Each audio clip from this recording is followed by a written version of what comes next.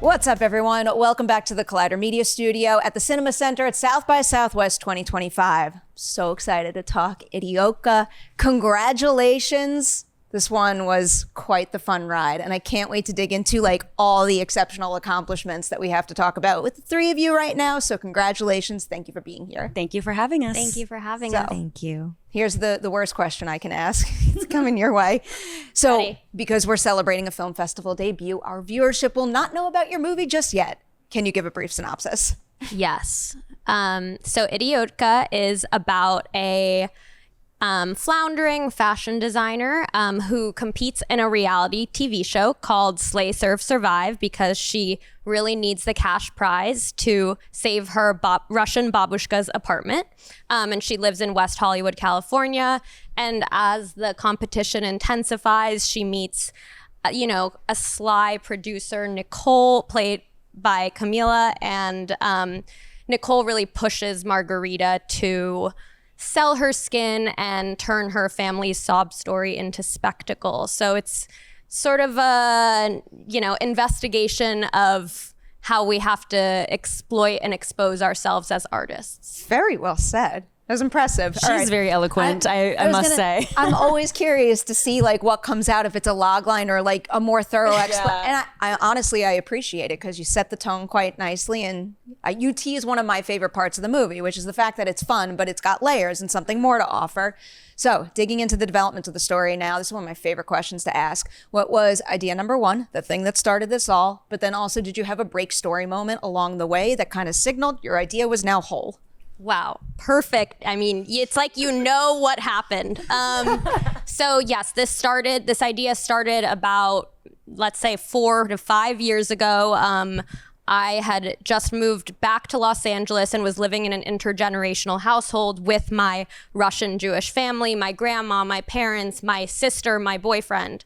So it was very claustrophobic, chaotic, and really good content. So I really needed to channel it into, it was really funny, but I needed to release something. So I started writing the script, and at first it was a bit more of a dramedy, just like a small family story. And then Anna got involved about a year in. I was developing it with my longtime creative collaborator, Tess Cohen. And then once we shot this sizzle, like 2 years in, as we were trying to raise funding, I saw, Anna was just this brilliant comedic actress. And that's when right after we shot the sizzle, the story broke for us. We were like, oh, what we're really trying to investigate is this artist exposing themselves and selling their skin. And the perfect comedic and hilarious vehicle for this is reality TV.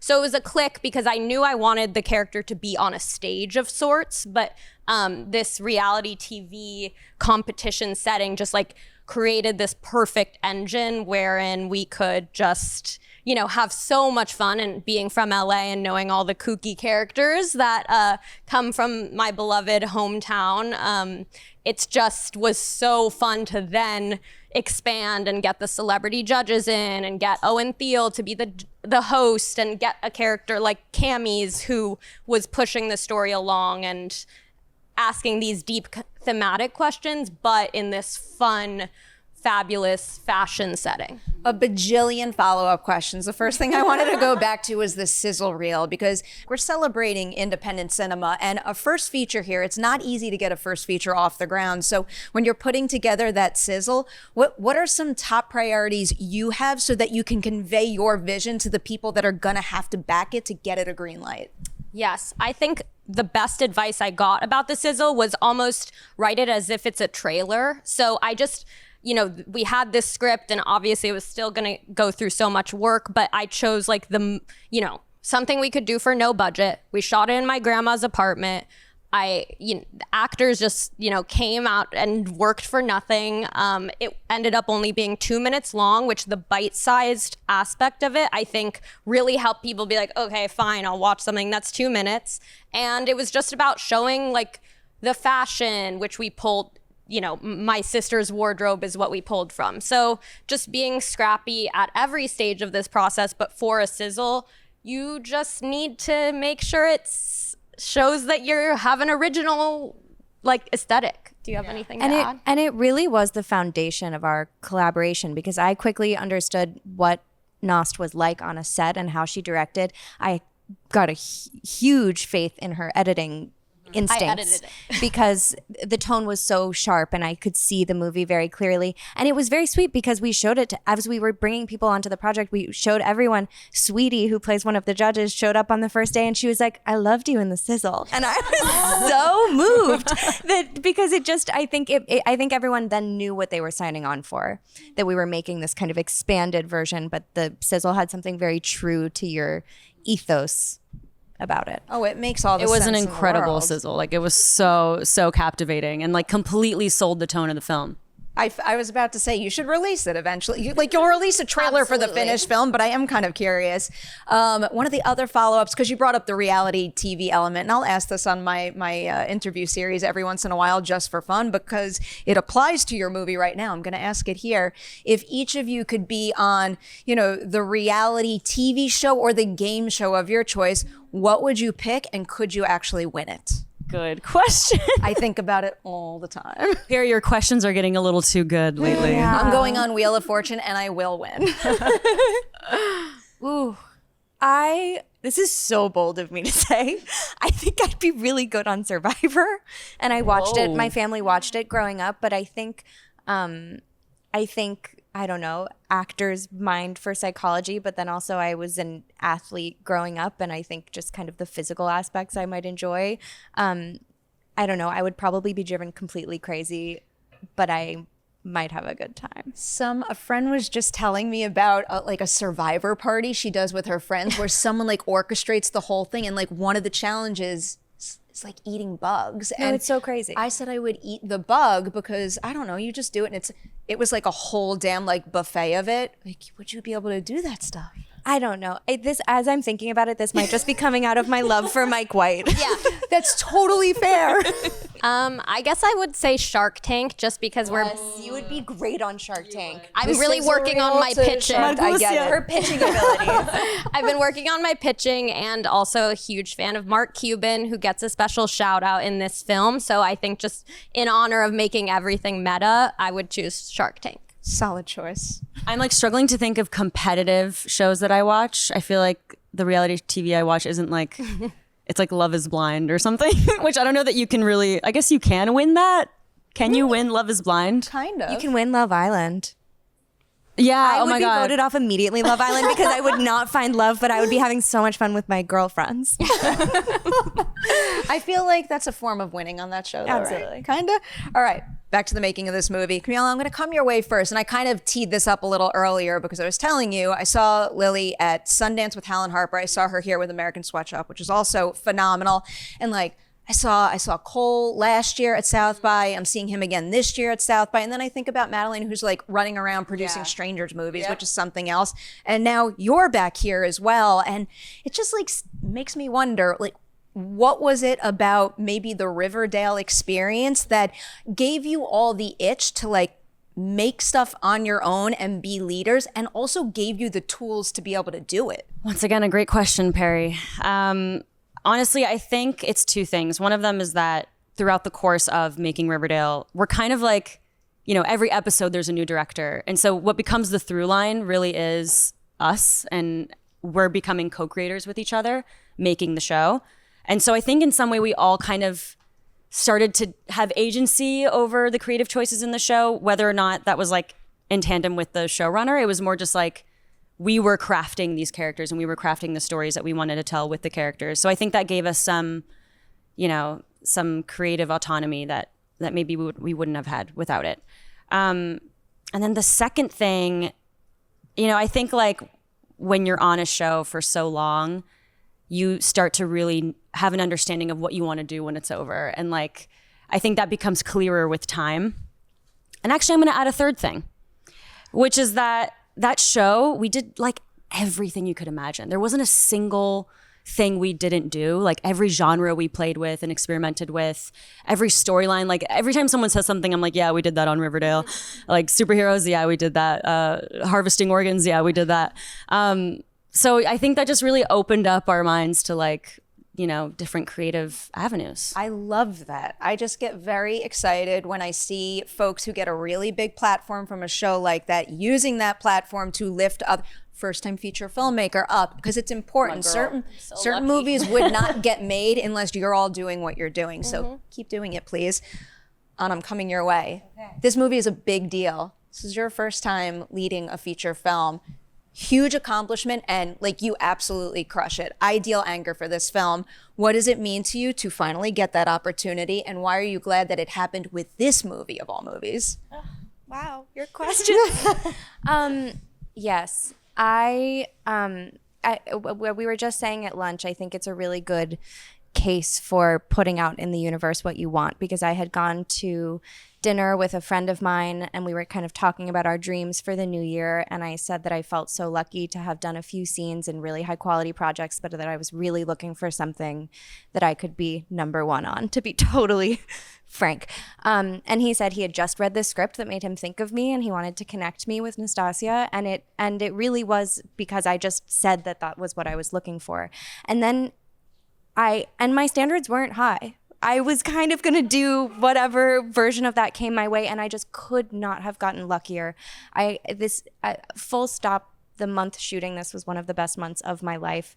And Nastasya is not only an exquisite collaborator, but now someone I really consider a very dear friend. And it just was start to finish a really incredible creative experience, and I loved the characters so much. And there's literally nobody else that could have played Margarita. Like, you were born to play that role. So incredibly true. You make this feel so uniquely your own, and I am so wildly impressed by that. Camila, I'll ask about your character now, because one thing that always fascinates me about a supporting character in a movie is that you need to fill the role that is written on the page, but like, I still have to believe that she's a real person. I don't know if you like to do backstory work, but if you do, is there anything you came up with that maybe we don't directly see or hear in the finished film, but we can feel informing, like, how you carry yourself in the role and the choices she makes? Yeah, I mean, Nas and I talked a lot about how Nicole doesn't come from much, and so she sort of recognizes herself in Margarita, where she's like, I know what it's like to be scrappy, and this is how I got to where I'm at. You gotta, like, in a way where you're hard on your sleeve, but in an aggressive, kind of like ambitious manner. And I think that was something we wanted to weave in when it came to the manipulation of it all, because we don't want Nicole to be perceived as like just a pure antagonist. I think there are good intentions. There's also selfish intentions, and how she's getting Margarita to unravel a bit and reveal more about her personal life and her family life. But I think Nicole also realizes that this is helping her in the end, and that, like, it's getting her closer to her personal goals. The truth of those intentions and the fact that she's like not fully pure is what makes her feel real, and I like that. Nastasya, there's another person that I really wanted to ask you about. It's your cinematographer, Kristen, because I'm a little obsessed with the Fallout and My Old Ass, and I just think her eye is spot on. So can you tell me a little bit about collaborating with her? Yes, it was another blessing that, she was just, I love her. She became another best friend throughout this process, and she's just incredible. And I think she really, had an admiration and respect for reality TV that she, when we were shortlisting, she would be like, okay, so we here have to have that moment where the judges come in and it's a slow-mo shot. Like, she, by respecting that craft, I think we paid real, true homage to that aesthetic. And then there was a really amazing,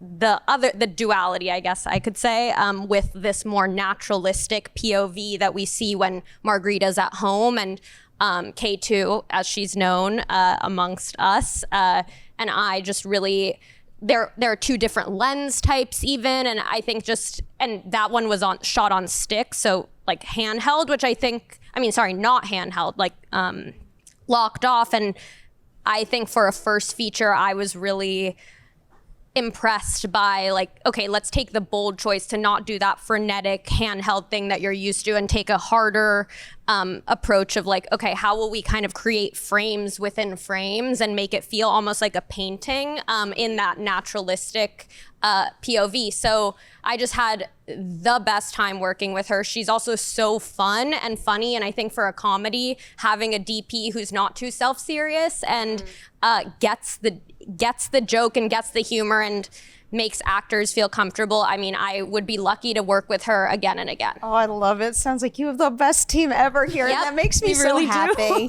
I have to let you go soon. So it's time to ask an upcoming film project. You know what I'm going for? It's Masters of the Universe, which is a biggie. I'll try to keep this safe with asking you questions because I know you probably can't say much, but like that is like a big epic production that is tied to like a lore that really means a lot to a lot of people out there. So while it is a big opportunity for you, what is it about the role and maybe the project in general that makes you say to yourself, like this is worth jumping into and I have something to gain from it as an actor who's always looking to evolve my craft? Yeah, I mean, to be honest, I've always dreamed of being in a project like this. And there's something that is so special about it because it doesn't have the same, fan base as like a Marvel or DC. And so it feels like in a way it's like fresh superhero universe, like it hasn't really been reinvented in a long time. So it's exciting to like create this world in a less pressured environment, if that makes sense. And then also I think just the project itself is just like really fun and funny and has layers and beautiful arcs and stories. And I love Tila's character so much and I relate to her in so many ways that I can't really talk about. But fair enough. But yeah, I think that's all I can say about that. That's all you could say. I'll dare to squeeze in one more question because yeah. like Nicholas is playing He-Man and again, like just like utterly iconic. So many people love that character. And I know he probably feels great pressure to like live up to those standards. But can you tell me maybe something you've seen him do that makes this version of the character unique to him? I feel like if I were to tell you that, it would completely give away a huge Fair enough. like plot point. Yeah. But I think it'd be his sense of humor.